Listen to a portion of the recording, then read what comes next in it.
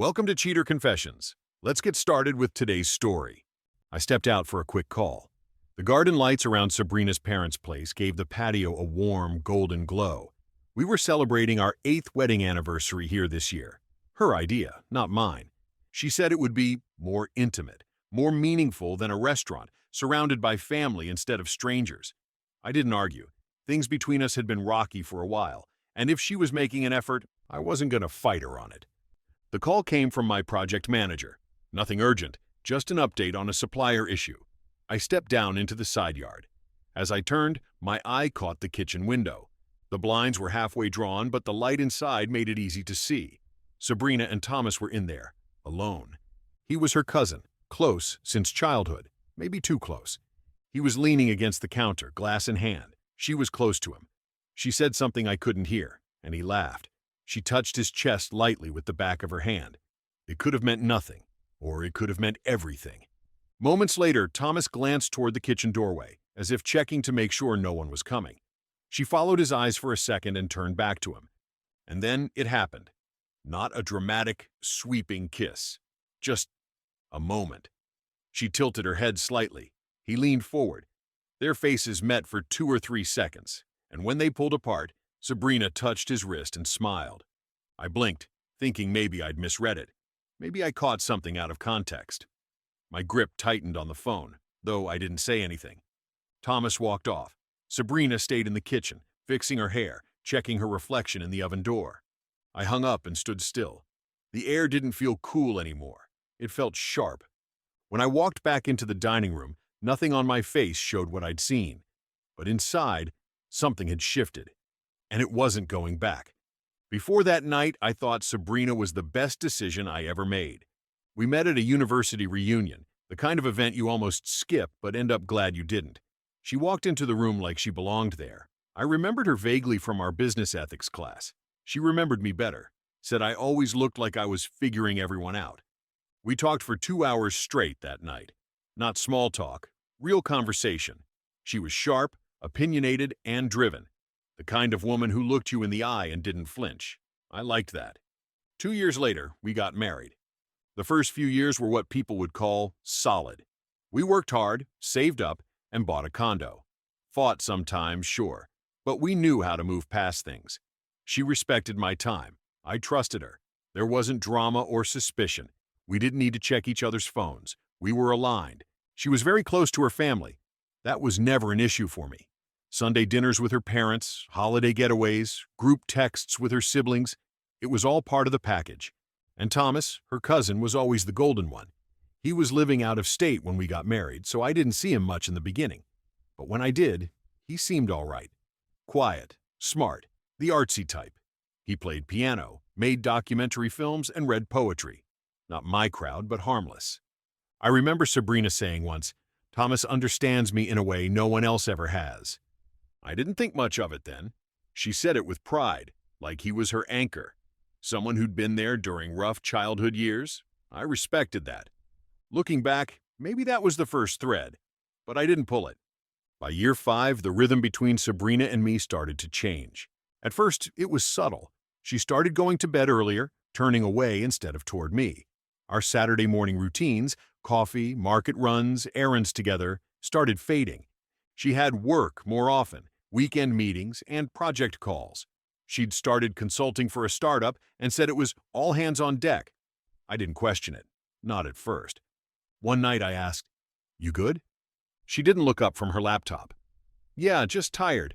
This team I'm on, it's nonstop." I nodded.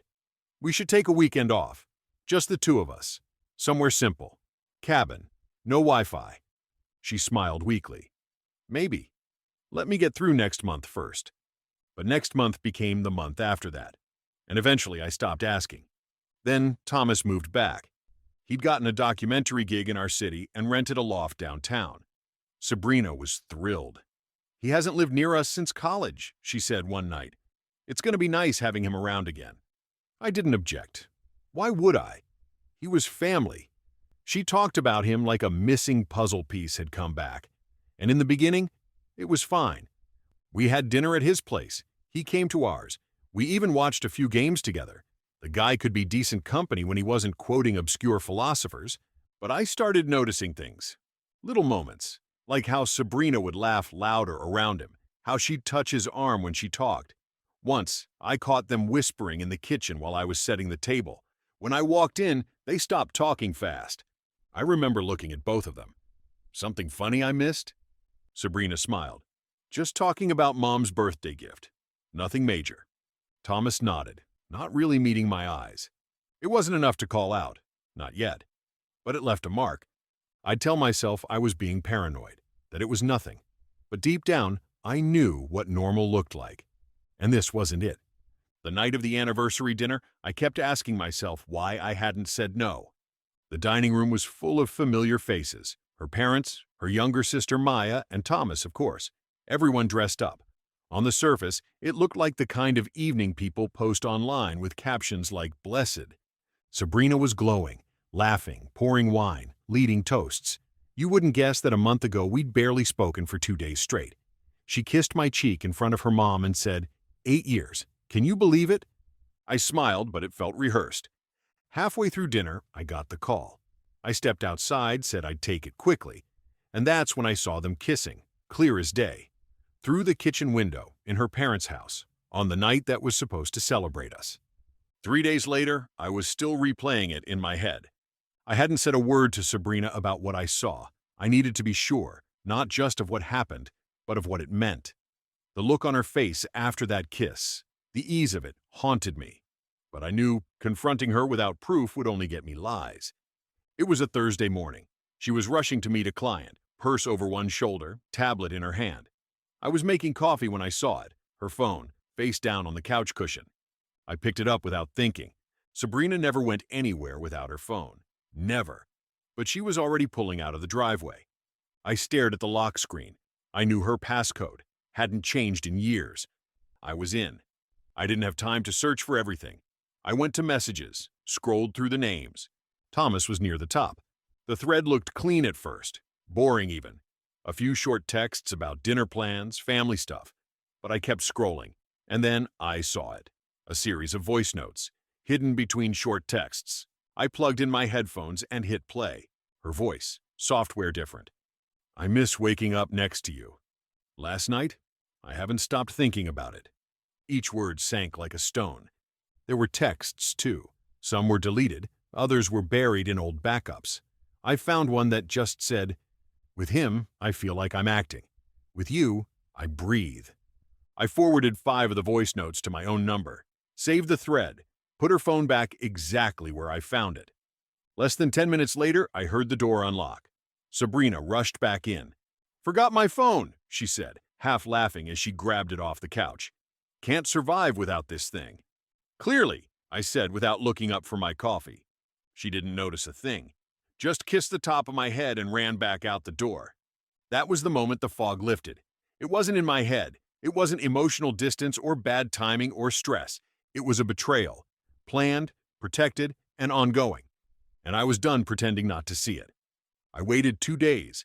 In that time, I went to a lawyer's office, explained everything, and started the divorce process. After that, I didn't ask her where she'd been. Didn't question why she came home smelling like cologne that I didn't wear. I just watched. Quiet. Focused. That Saturday, Sabrina made dinner. She seemed relaxed, maybe even relieved. Midway through the meal, I said, "Put your phone down a second. We need to talk." She glanced at me, eyes narrowing just slightly, then flipped her phone screen side down. "What's up?" she asked. I didn't raise my voice. I didn't change my tone. I just looked her straight in the eyes and said, "Are you sleeping with Thomas?" Her face didn't move at first. Then she blinked, once, like she hadn't heard me right. "What did you just say?"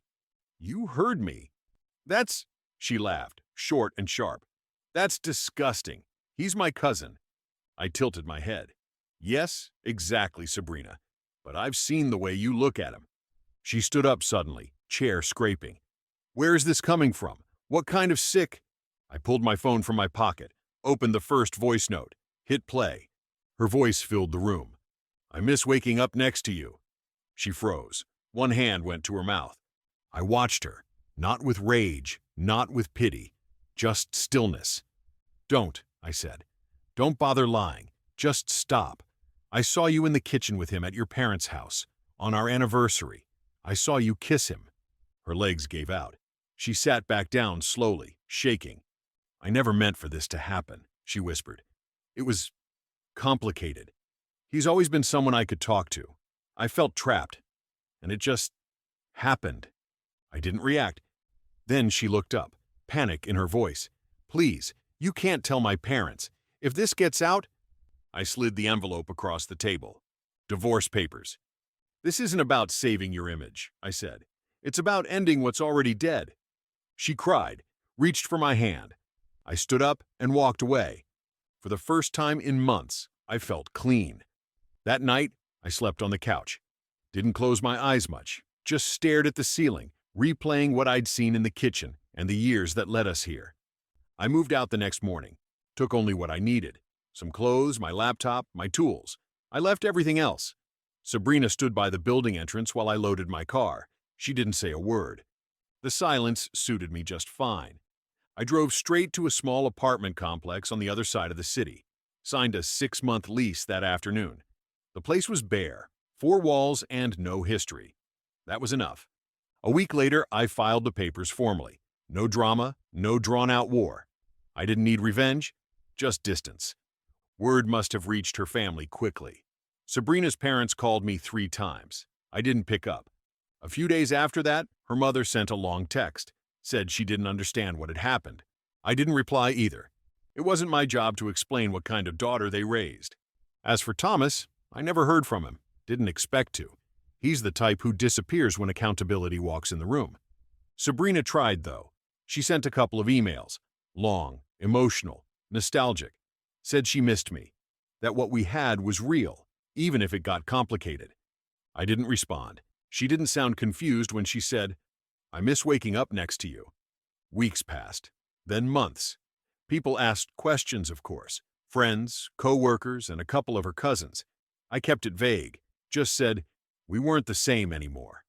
It was the truth, just not the whole truth. I didn't know anyone more than that. When it came to the condo, I told my lawyer I wanted half.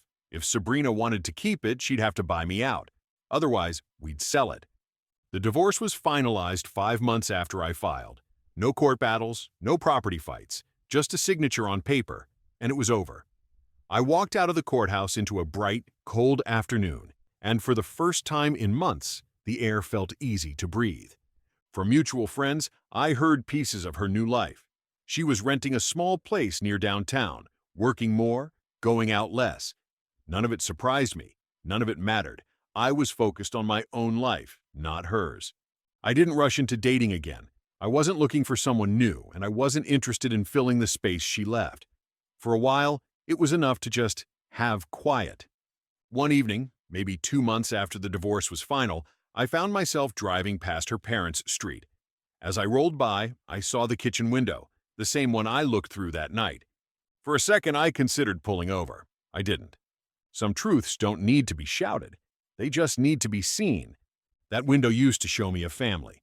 Now, it shows me everything I walked away from, and everything I'll never walk back into. Thank you for watching.